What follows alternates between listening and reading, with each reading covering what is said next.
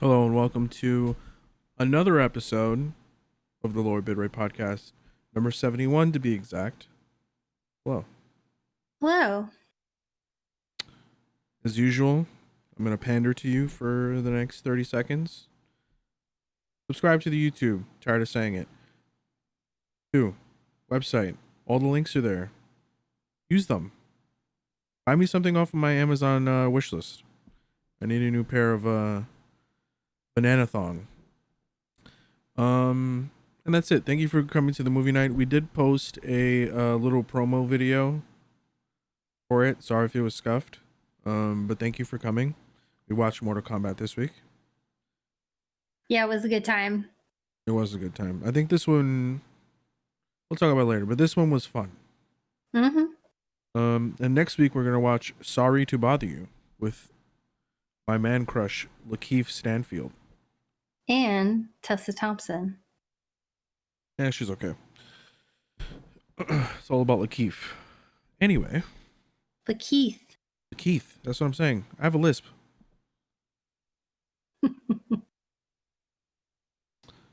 How was your week? Oh, thank you for asking. My week was pretty good. I'm enjoying my job. It makes me feel a little tired, but been playing. I finally started playing Bowser's Fury, the second part of the Super Mario 3D World. I did not beat the 3D World side of it, but I am chipping away at the Bowser's Fury. I just have a big complaint that might make me put down the game for a while and take a break. Is about every 5 minutes, this thing triggers where Bowser gets his fury and has to throw a temper tantrum. And you have to either battle him, find like one of these cat coins that you're hunting to collect. It's like green stars on the other side of the game. Or did I say fight him already? Or just hide? Good fight. Yeah, the way you fight though is you become a giant cat and you fight him. I don't know. I would recommend the game. I'm having a really good time playing it. It's challenging. Where I'll have to give it, like at least a dozen tries, certain things, like collecting those blue coins, where you like stomp on a switch and then it makes that kind of like Western music and you have to run and collect all the blue coins before the timer runs out. Yep. Those are tricky. The P button, I think it looks like. It's like a... Yeah, except in this game, it's just like a little... It makes it very obvious that you're supposed to smash it on the ground. Do like a bottom smash, teabag. Anyway, I'm liking the game, even though stupid Bowser thing. Oh, if anybody has played the game, they know what I'm talking about. They know this rant is valid. Or maybe they like battling Bowser and like it feels like probably a 2-minute, because there's like a cutscene, and then if you decide to become the giant cat, there's a loading screen. I was just like, can I just try to get these cat coins? Like, if it happened once every 10 minutes, once every like 20 minutes, I would be totally cool with that. It just like gets boring. Competitive. Mm-hmm. That sucks. All right, how was your week?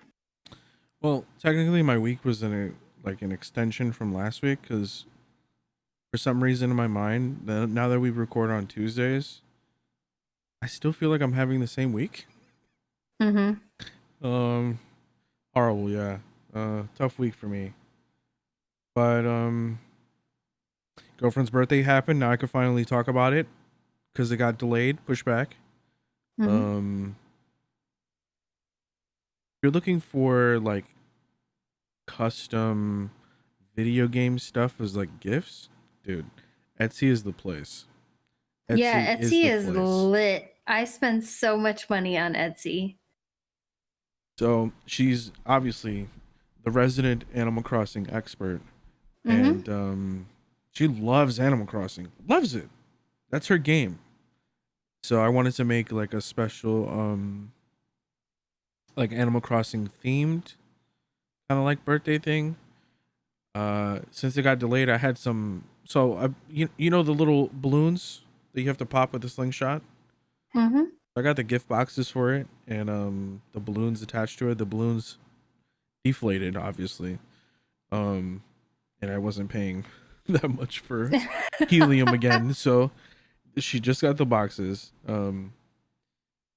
And I gave her a one of her favorite villagers. They actually sell these like laminated keychains where you can get like one side or double sided. So I got Cookie, which is one of her favorite villagers. Um, I gave her a sticker, which is like a reflect. You know those old school like holographic card type print, like foil print. Yeah. So it's a sticker like that, with Tom Nook on it, and it says "Bitch better have my bells," like "Bitch better have my money." I thought that was Yes. cool, so I got that, and I got her a card which was in the shape of like a Animal Crossing DIY. So I'm very happy with the way everything came out. I thought it was pretty cool. As far as That's like, great. yeah, that was a highlight of my week for sure. I like making people's birthdays special. Um, as far as like gaming goes, I was about to like leave Path of Exile because I was like not enjoying the game. And then I don't know, maybe Chris Wilson heard me through my microphone or something like that, being upset, and then gave me a fucking 6 link Chevron's wrappings out of nowhere. So I'm sucked back in. Oh, jeez. And yeah, I don't know how I feel about that game anymore. It's pretty much like the whole. I'm really sour about what happened. Like really still sour. I understand like Beta Boy, Milk Bucket Tears, Soy Boy, whatever you want to call me. That's fine. I'm still upset. So yeah, that's pretty much it. And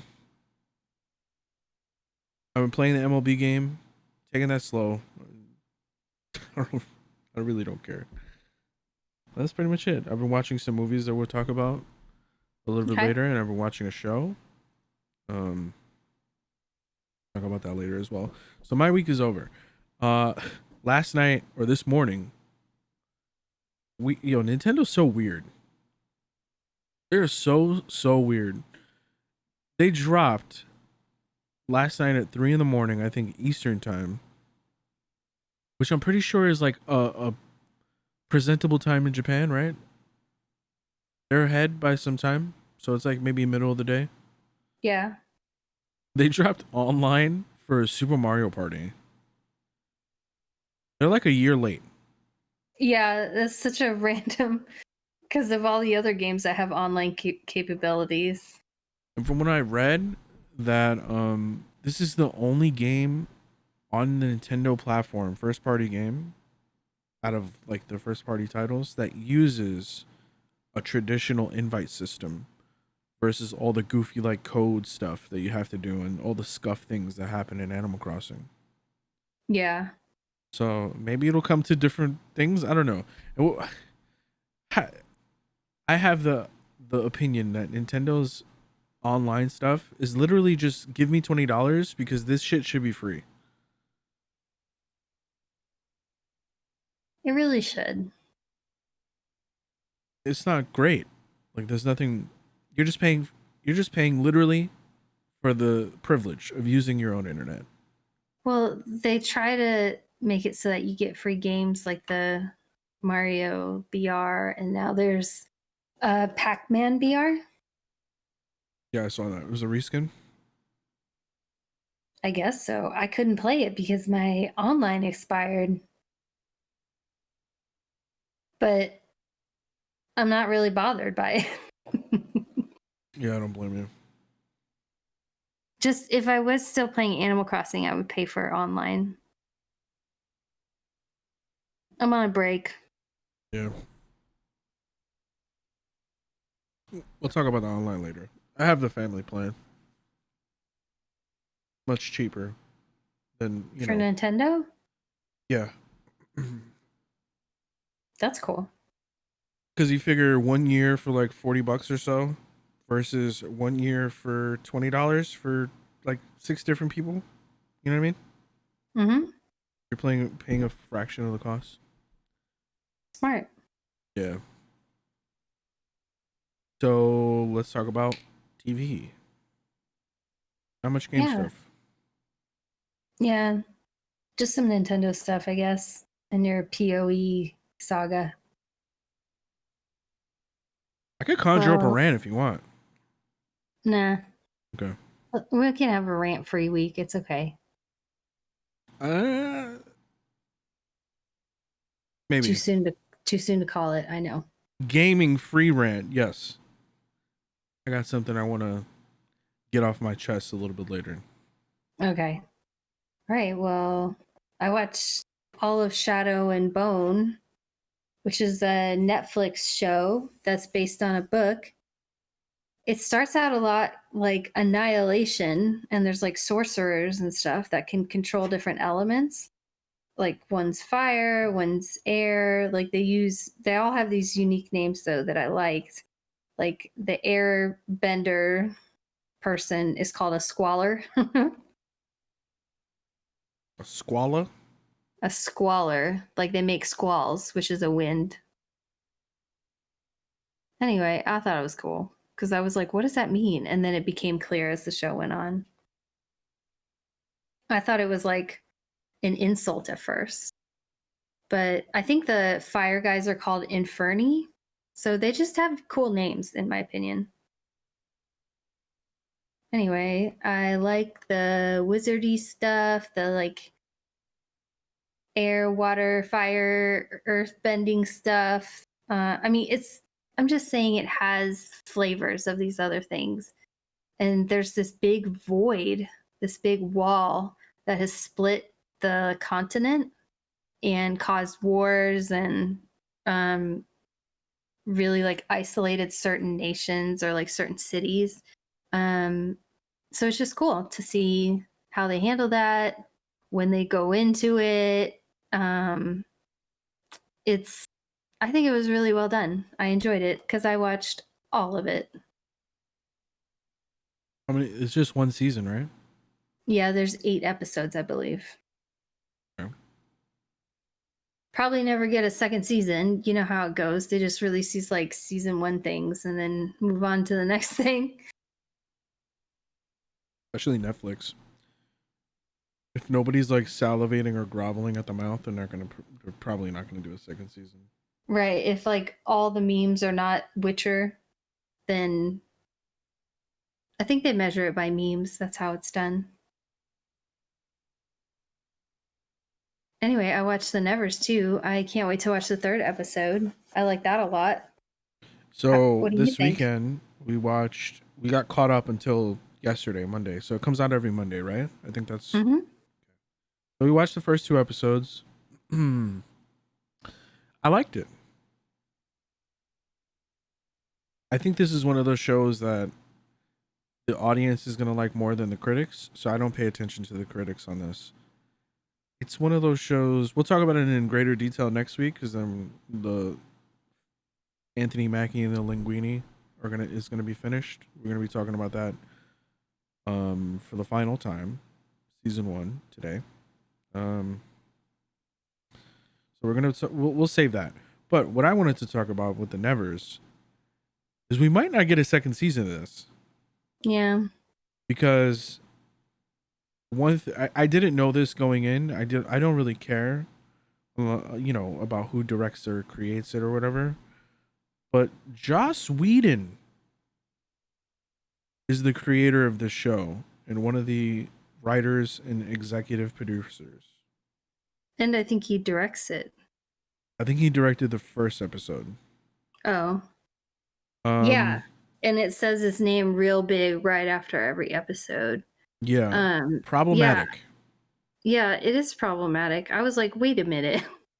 I was like, I like this show. And then it ended, and I was like, hold up. Yeah, his whole drama with the Justice League stuff is probably the reason why we would not see a second season, only because it's getting hammered by the critics. I think this thing has like a, last time I checked, it was a 40% or 47% rotten on Rotten Tomatoes, and it was kind Ouch. of like a meh IMDb score, like Hmm. middle of the pack. Um, yeah, which is sad because I really like the show. I think it's cool. Like a whole bunch of like strong women characters. I'm all for it. But we'll see. Hopefully HBO doesn't cuck out, or maybe he just leaves. Is that a thing? Yeah, they replace directors, at least in movies. I hope so. Anyway, the Oscars happened very recently. You want to talk about them? I don't really have anything to say except I saw that my octopus teacher won. Have we ever talked about my octopus teacher? No. Okay. The We don't doc. need to It's talk a, about it. maybe we might have mentioned it. It's a weird ass documentary. All right, so we'll title this one snub or dub, right? I'll go through the list and I'm gonna omit some of the stuff from it Mm-hmm. because I want to talk about one thing after because it leads right into what the next thing. Okay, so snub or dub best actor. I want to talk about this one first. Anthony Hopkins won. Chadwick Boseman was nominated for Ma Rainey's Black Bottom. Riz Ahmed was nominated for Sound of Metal. Okay. Anthony Hopkins for The Father. Gary Oldman for Mank, and then Stephen Yeun for Minari. Your opinion: should Chadwick Boseman have been given this posthumously? Posthumously? Is that the word? Isn't it posthumous? Yes, that. He dead. Give it to him. Yeah, that's my opinion too. Because this was the last. Usually it's Best Picture that gets said last, I believe. And then the Mm-hmm. show ends. But they flipped it. Best Actor was last. Anthony Hopkins won. Didn't want to do it in person. Remember, Anthony Hopkins is 83 years old or something like that. He's old. Mm-hmm. Wanted to do it by Zoom or some other, virtual thing. The Oscar producer said no. So they just That's ended the show so right after. stupid. Um I'm Oscars are so dated. yeah. Yeah, very. But he came out with a video recently and mad respect to him because he was like, dude, I didn't even think I was going to win this.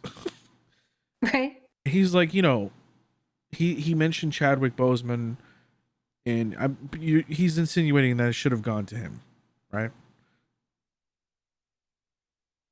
The Oscars have like egg on their face. Like, I don't know what you're doing. Like, yes, Anthony Hopkins is a great actor. All these people are great actors on here. Just give it to Chadwick Boseman, man. Send the dude off on his last movie with an Oscar. Really annoying. Anyway, That is annoying. Best Actress Frances McDormand, Nomadland. This one was pretty stacked. I mean, Carey Mulligan was in here for Promising Young Women, which was, I think, a surprise, right? Mm-hmm. Vanessa That Kirby. movie, yeah. Someone was like, "You want to watch that?" And I was like, "No, I'm never watching that again." Why? What is it? What about it doesn't want to make you want to watch it again? Have you seen it? I've seen bits and pieces of it. Okay, well, I won't tell you anything because it would ruin it. You should watch it. Okay, tell me after because I really don't care. Um, Okay. Vanessa Kirby, Pieces of a Woman. Andra Day, The United States versus Billie Holiday, which I saw an actual article about Billie Holiday very recently, um, about her song "Strange Fruit." Okay. You know what that song is? No. Okay, totally different thing. We'll talk about that later. Viola Davis, obviously, for Ma Rainey's Black Bottom. I agree with this. Frances McDormand is amazing. No Man Land is what we're going to be talking about after this. Mm-hmm. Really proud of myself for calling this shit early. We mentioned this movie months ago before even anybody was talking about it. We're gonna skip Best Director, Best Supporting Actress, which I thought was interesting. Let's see the nominees. So Maria Bakalova for Borat subsequent movie film. LOL. She deserved it. Yeah, but LOL. Yeah, indeed. Glenn Close for Hillbilly Elegy. Olivia Colman for The Father. Amanda Seyfried for Mank, and then Yoo Jun Yoon for Minari. So Yoo Jun Yoon won. Good for her. Kind of don't agree.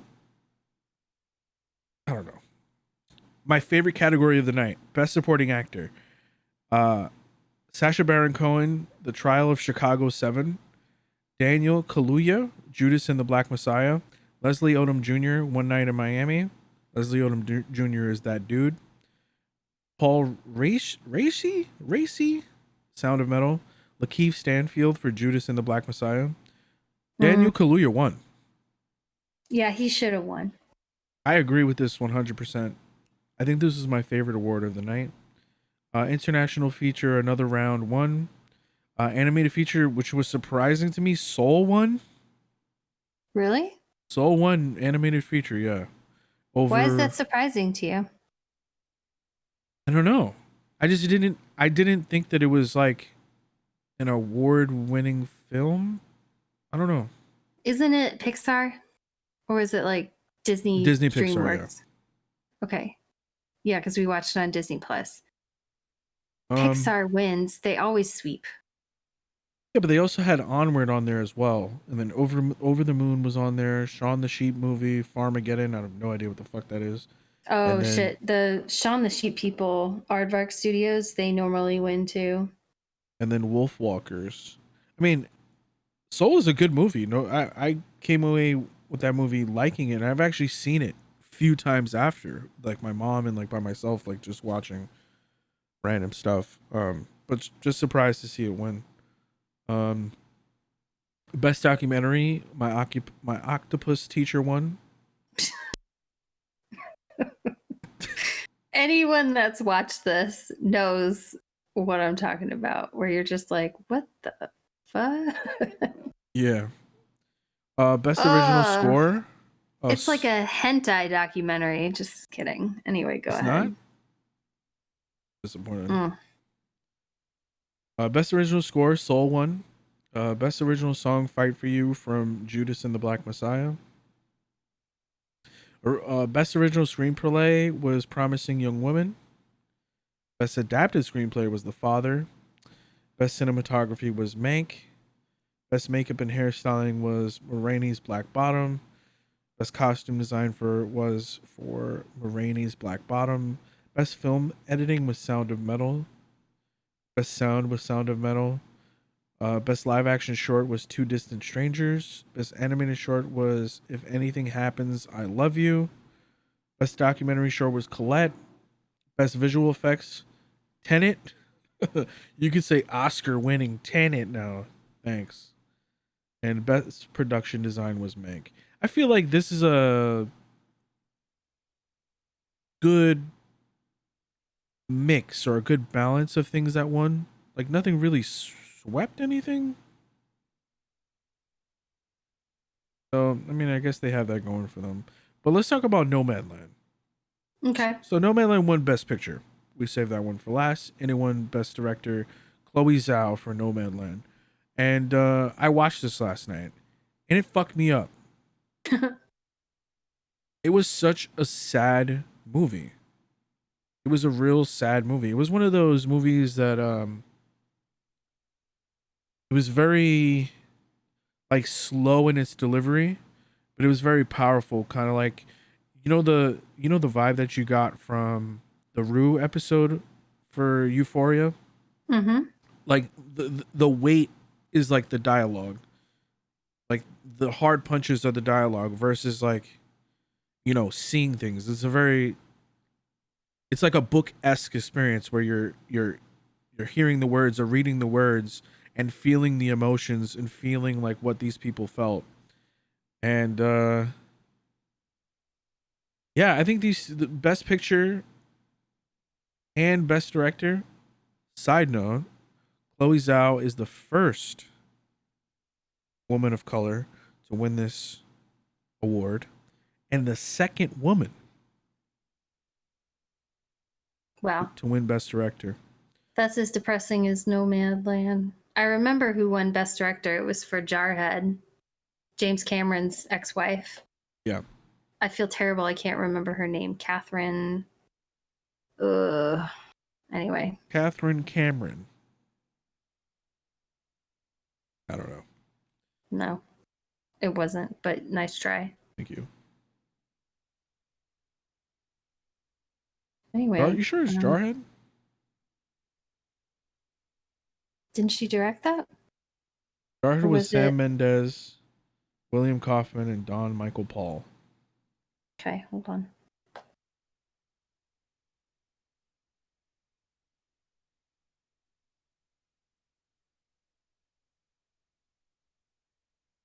I don't remember who was it. Who was it? Catherine Bigelow. Thank you. The Hurt Locker. Thank you. You're close though. I was like, yeah, it's the movie where the guy like jumps on the bombs. Like they're the. Anyway, yeah. Very close. I could see why someone would mistake Hurt Locker for Jarhead. Very similar movies. You get 75% credit. I'll take it. So yeah, watch Nomadland if you want to be, insanely depressed. Thanks, Frances. Yeah, it's Frances McDormand, right? Frances McDormand. I don't know if I don't know. There's a lot of actors and actresses in this movie. I don't think they're actually like actors and actresses. It's about someone who, think of your typical American town, right? Think of someone who, coal miner or something like that, and they shut down the mine. And then when you shut down the mine or the nuclear factory, these towns are created so that people can work close to home. It's there for profit, right? Like the whole town's existence is there to make money, to keep infrastructure up. And I like Frances McDormand in this role because her character is kind of like left home at like 17 and did her own thing for 40, 50 years, and she just doesn't give a fuck, or doesn't rely on anybody. And I feel like she plays that well, like the way, like how she looks and like her demeanor and how she acts. So I thought that her winning Best Actress was okay. She was really good in this, but the source of like it's just true. Like this is almost like a documentary type of story, because oftentimes a lot of these people who get into these like rural American places, and then the zip code gets decommissioned because the town is no longer profitable because of the fossil fuels or whatever the case may be is no longer legal or something like that, and then her husband dies. Oh jeez. After like him being, you don't see anything, you just hear her like account of it, right? And she goes and works at everyone's favorite online retailer, the sucker of souls, Amazon. And why does she work at Amazon? Because her pension, or what she worked for throughout her entire life, isn't enough to live. So the whole premise of being a nomad and having a collection of people who help each other is basically the whole premise of this movie. And it's about like it's about many things. It's about loss. It's about acceptance. It's about, at some certain points, death. Mm-hmm. And it's a commentary on all of it. It's a commentary on the 2008 crisis, where there's a specific part of the movie where you see two stark differences between uh, Fern, which is the main character, Frances McDormand's character, and her sister, which lives in a suburban neighborhood with a well-off husband, with well-off friends, who are Yeah. basically bragging about the 2008 crisis and how cheap real estate was. When in 2008, I'm pretty sure that you know someone or of someone who was losing their home or losing their job or not having any money, drowning. Yeah. Yeah, they had to make the profit off of someone. Yeah, they're making the profit off the backs of other people. And for me, I couldn't sleep after this shit because I was like, dude, it's the same thing. It's the same thing. It's just repeating itself over again. History repeats itself. It's true. It is. That's Because why it's now, depressing. yeah, it's like a somber, like, fucking shot of reality just in movie form. And yeah, I want to say that the actors and actresses in this were actual real people versus, someone playing a character. Mm-hmm. Dude, some of their like little lines and how they explain their backstories and how they got there, like, broke me. Broke me. I had to stop watching. Yeah, why did you keep watching? Why did I keep watching? I don't know. It was a good movie. Oh, okay. It's just one of those good sad movies. Yeah. It's like sad for a purpose. But anyway, No Man Land is on Hulu. Watch it. I'm not gonna. But there are some, I will say there are some triggers in this movie. A lot of triggers. So Be maybe aware, huh? maybe look at some, like, a synopsis or something. Synopsis. And decide for yourself. But I put it off for far too long. I saw maybe like a quarter of the movie in the beginning when we first mentioned it, and then instantly forgot about it. But I wanted to watch it, so Mm-hmm. 1.5 thumbs up. But now I want to see what Chloe Zhao is gonna make next, because she's gonna get all the budget. Good for her. Yeah, good for her. That's my favorite thing. So let's talk about movie night. What do we do for movie night? We did Mortal Wombat. The Doot Doots. So We every did. Monday we do a movie for movie night. Sometimes it doesn't happen. It happens. We watched Mortal Kombat this week. Next week we're gonna watch Sorry to Bother You with my boy Lakeith Stanfield. There you go. That's his name. It's just when you say Keef, I think of weed.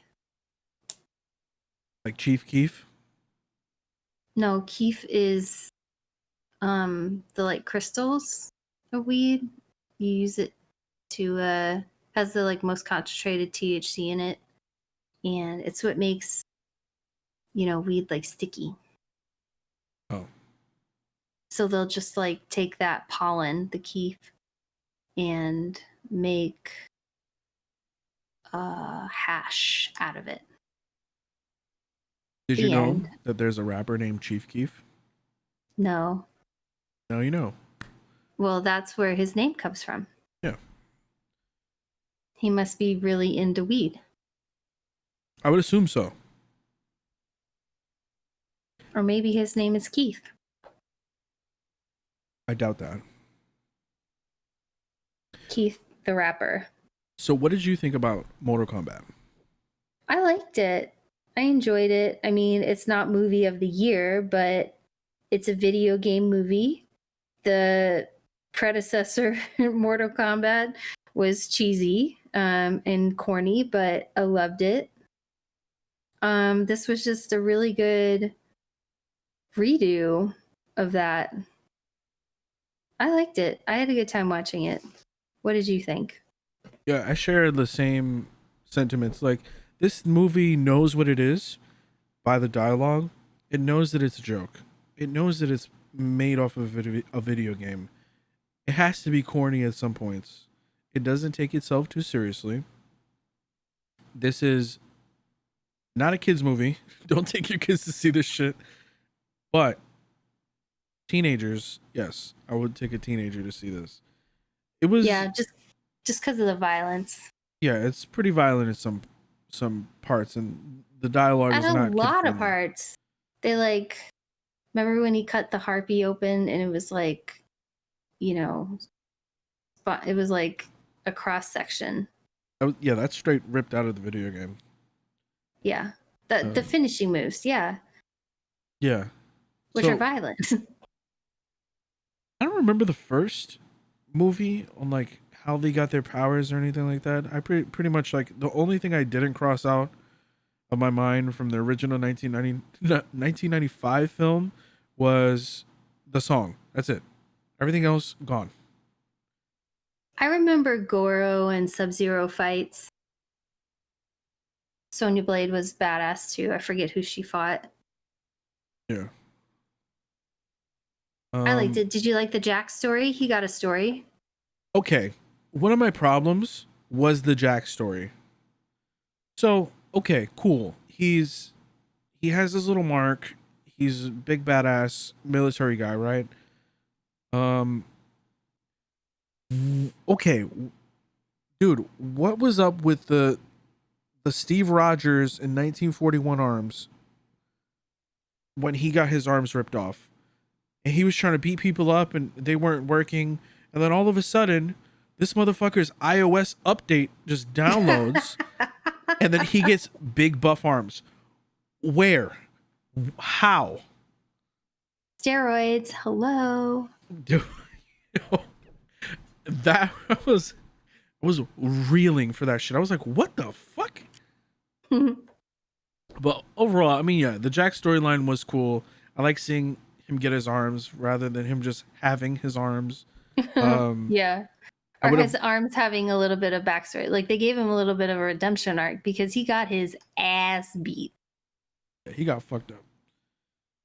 By Sub-Zero. Yeah, they're obviously like, this is just this is a reboot movie. This is a setup movie. This is putting in the motion of getting these characters in the places that they need to be. Like Kano. Kano's traditionally a bad guy. They set him up as a fighting for Earth, like a good guy, and then he defects. Which may explain how Kano is in the video games, because he has a cybernetic eye in the video games with like a metal skull. So this was obviously set up. I enjoyed it. It was explaining like the lingo and how like the lore works and what the lore is to the normies, you know what I mean? While giving them some like cool gore. People love that shit. And they threw in a dash of comic relief at times. Yeah, there was a lot of comedy in here. I've read a lot of opinions that Kano carried the movie. Nah. You could argue that he did. I don't personally share that. I think it was a collective effort, but it's surprising you'd say that the like comic relief carried the movie when it's a movie about Mortal Kombat. Yeah, but it's like, what's the last Mortal Kombat you played? Oh, Jesus. 3? Probably. Had to be like a 2D one, right? Yes. So NetherRealm Studios has like a knack for making the games funny, especially the older ones, like Toasty, you know, like the Babalities, shit like that. I like how they kind of incorporated that. I did not like how people were saying, "Oh, fatality" or "flawless victory." That annoyed me, but Overall, Yeah, but that was a little, chef's kiss for the nerds. yeah, the 4 people on Earth who are lore experts of fucking Mortal Kombat. LOL. Um, Overall, it was a fun movie. It's one of those movies where you don't take it too serious. You take it for what it is. If you're Yeah. expecting a riveting story, you're expecting something like Nomadland, please check your fucking expectations at the door. Check them. Check them in. Because you're not going to get that here. But popcorn flick, snack flick, I love the fact that I was given the opportunity and the choice to see this on HBO because I would have not paid to see this in the movie theaters. Yeah. Um, yeah, I enjoyed my time. Everyone who I've spoken to about it, who has seen it, says roughly the same thing. It was a fun movie. Yeah. You get I to would watch like it to on see your it. couch. Yeah, I would like to see another one. They really left that door open, did they not? Yep. Yeah, they really did. They left it wide open. Um, the Sub-Zero character came out and said that he signed on for 4 more movies after this one. Mm-hmm. So you could assume that they'll bring more people, and they hinted at Johnny Cage, but there's a ton of characters that they omitted from this. They omitted a lot, like, Rain, Katana, Johnny Cage, obviously. Isn't there one named Cammy? Cammy's in Street Fighter. Never mind. But there is a ton, like Baraka, like really staple characters that they pretty much omitted. Um, I, I've heard a few um, rumblings about Reptile not getting killed, or that was like bait or something like that. I don't know. But I would love to see Jade, Katana, Reptile in his real form, not the fucking reptile version. There's Cyrax, there's Ermac. I think they left the door wide open for what's his face? Sub-Zero to become Noob Saibot, which was a hidden character in one of the older games. Mm-hmm. Um but yeah, I wasn't like grossly appalled at their CG. I thought it was okay. Yeah. They The fight obviously scenes were good. Yeah, they obviously put some time and effort and money into making it as competent as they can given what they're working with. But yeah. Yeah, well done on Mortal Wombat. Yeah. It's a solid like 7. It's a 7 movie. It's not going to blow you away, but you'll be entertained. Yeah, I agree. Good action movie. Yep. Good popcorn flick. So you want to move on? Sure. So Well, go ahead. our next movie will be Sorry to Bother You, starring our favorite actor, Lakeith Stanfield, and Tessa Thompson. But I know Lou is meh on her, but I like her a lot. No, I So really join like us. her, but comparatively to Lakeith, you know what I'm saying? Oh, okay. Well, I like them both, and I'm excited about this movie. I've seen it, but I'm going to see it again. So I'm looking forward to it. Lou hasn't seen it, so buckle up. Yeah, that's what I've heard. Um, just clarification. Mr. Stanfield has been in more movies that I've liked than Tessa Thompson. Tessa Thompson has spent a lot of time on Westworld, too. Yeah, and Marvel shit. So She's really good in Westworld, though.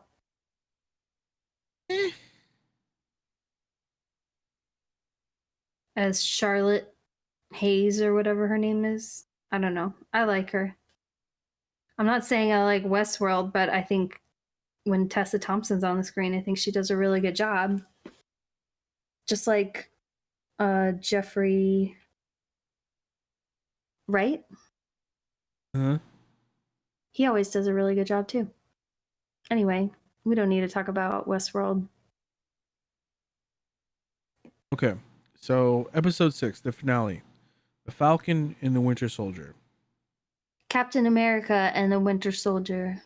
Spoilers, damn, bro. Give me an overall vibe check, not on episode 6, just on the whole season as a whole.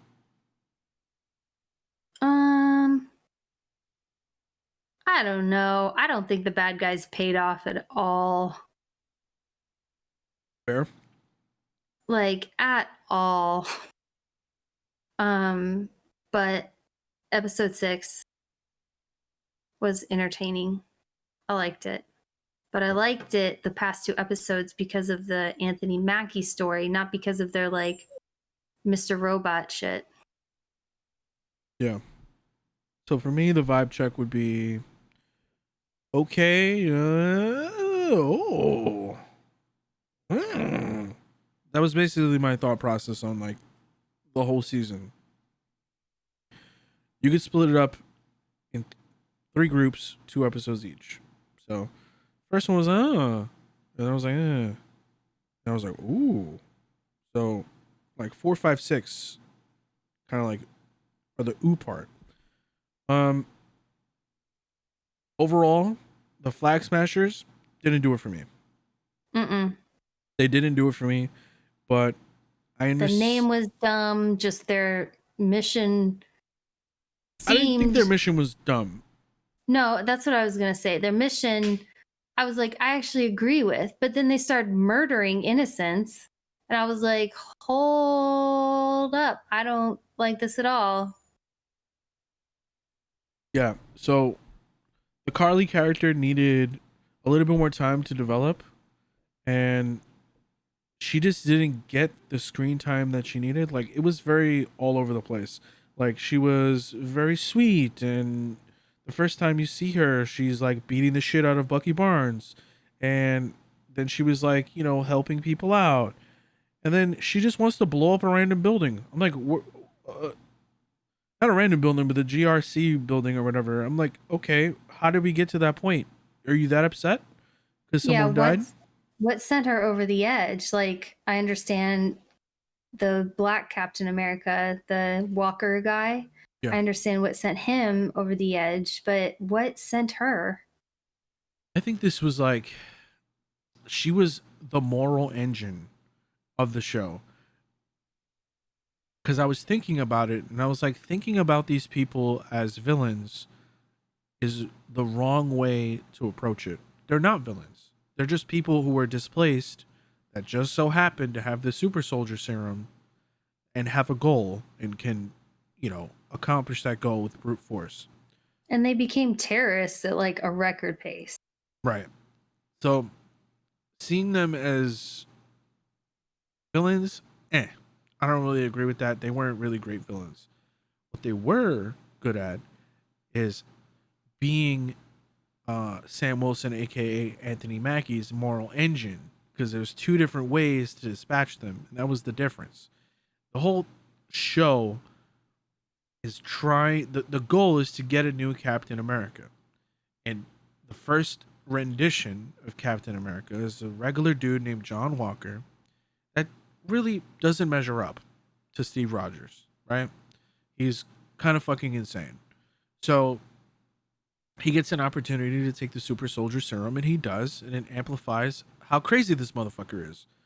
So you have 2 stark, no pun intended, differences of Anthony Mackie's rendition of what Captain America can be and what John Walker would be.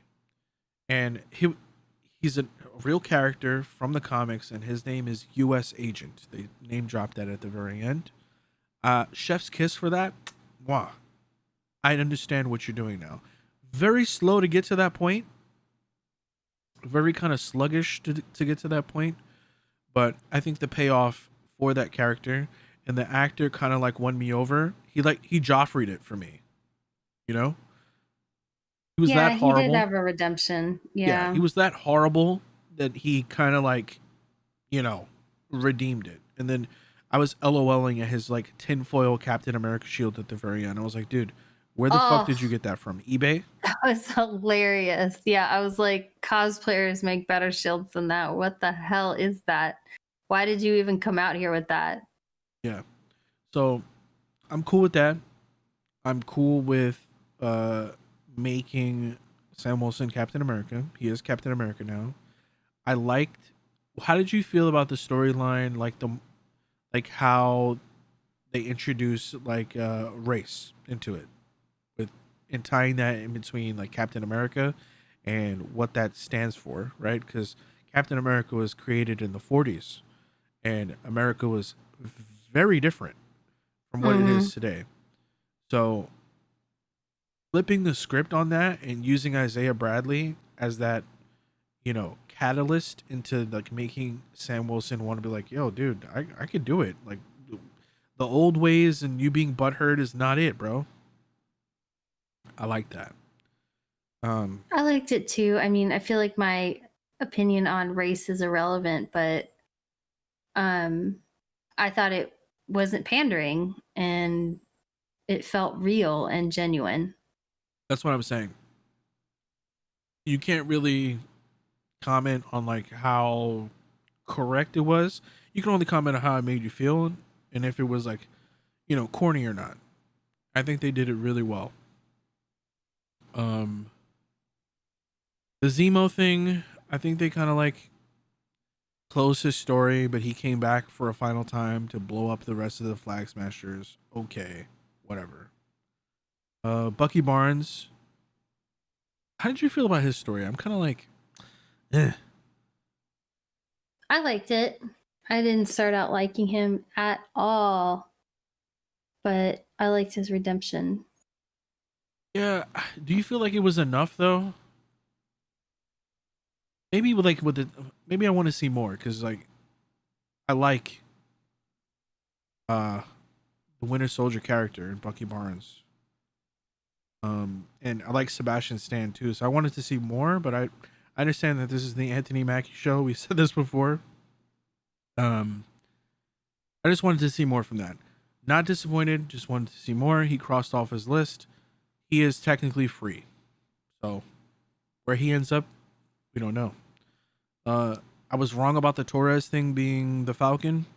I Yeah. kind of thought that was gonna go somewhere, but maybe not here. Who knows? Where But did he get those new wings from? That was my question.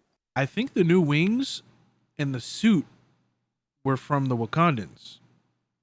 That was my guess too, but I just didn't see where that was in the show. Yeah, I think they wanted it to be like a surprise where he pops up. But yeah, I think that's insinuated that it was from the Wakandans because he opened up the thing, and then I think the next shot you see is him flying, trying to save people. So the suit, I'm kind of. Did you like the suit, the new Captain America suit? Yeah, I thought it was great. Like when he came busting through the window, I was like, that's dope. Good job. It looks cool, but the neck part kind of bothered me because they went for a comic accurate suit for Sam Wilson's Captain America, and in the comic book, obviously Sam Wilson is a little bit more exaggerated with his features, so he has like a thicker neck in the comic book, and it fills it out more. And then Anthony Mackie doesn't have a thick, slamming dumbbell neck on the ground, so I guess that kind of like, but it was still cool. I really Yeah, enjoyed I that. didn't notice that. Well, you would have to like look. I was looking for it, basically. I was Yeah. like, what did it look like in the comic? And I wanted to see if they were like accurate with it, and they were for the most part. Um, but again, comic book, live action, two different things. So I'm letting it pass because I'm trying not to nitpick. Uh, Sharon, I think her name is confirmed. She's the power broker. Yeah. She's evil. Yeah, confirmed. She's like exonerated of all her crimes and has a pardon. Confirmed. She has access to like government secrets and shit. I wonder where that's gonna go. Because nobody knows. Nowhere good. And what else am I missing? Am I missing anything? No, I thought that was a really effective cutscene. I thought it was really good. Because you were like, yay, oh. No. I like the Isaiah Yes. Bradley part where he gets his piece in the Captain America Museum. Yes, that was awesome. What a great redemption story. Yeah. And yeah, this is setting up the backstory. So the whole backstory, and I think what this show is trying to accomplish is what its original goal was to redeem Bucky Barnes, set up Sam Wilson as Captain America, set up John Walker as U.S. agent, which I think they did those three things okay. And the world building aspect of it was to pretty much flesh out where did these people go, right? Like the big fallout from the movies of people being displaced for 5 years. And just imagine it, right? You're sitting there looking at hentai on the couch, right? In your boxers, alone. No one's home. Mom made meatloaf. It's in the fridge. You know what I mean? And then some dude just fucking reappears in your living room right next to you. What do you do? Who owns that house? Is it your house or is it their house? Does he watch the hentai with you or not? All questions, all valid. I like how they're touching on that because that's like a very. It would be a detail that would be basically glanced over in a traditional movie. They wouldn't spend too much time on it. It would be glanced over and that's it. Accept it and move on. We got movie to make, right? But I like how they're touching on it on these shows. So I really like that. So they did all these things very well. It's just the sore thumb for me is the Flag Smashers. Same. They weren't completely horrible, but I think that they could have benefited from shorter episodes, but an extra 2 episodes. They were just bad Mr. Robot ripoffs, in my opinion. Yeah.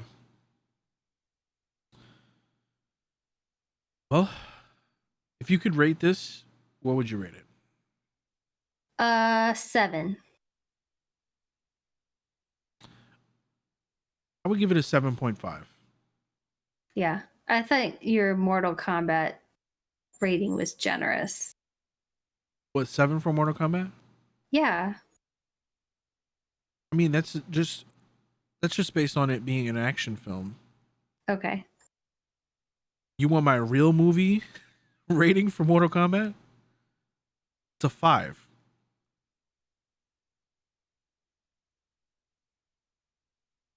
Like it's just average, middle of the road. Well, that makes more sense. But action movie wise, 7. Yeah, I would give it a 7.5. Okay. Docking points for the slow start, the Flag Smashers, and some loose ends that they didn't really touch on. Exactly. I would have liked to see more, I don't know, more propulsion in the whole Captain America space. And then we got our little title card that says the Captain America and the Winter Soldier, and confirmed they're working on a Sam Wilson Captain America movie, Captain America 4. So That is awesome. we'll finally see Sam Wilson in his own movie, which Finally get Anthony Mackie his dues. Yep. He deserves it. So I think the next thing, what's the next thing we're talking about in as far as like Marvel stuff? I think it's the Loki stuff and then the Black Widow movie. Yeah. They come out very close to one another, so Soon. very soon. All right, that's it for me. Yeah, that's it for me too. Thank you everybody for listening to episode 71. Again, take a look at lowerbitrate.com for all our links. Join us for movie night on Monday evenings. And we'll see you next week. Bye-bye. Bye.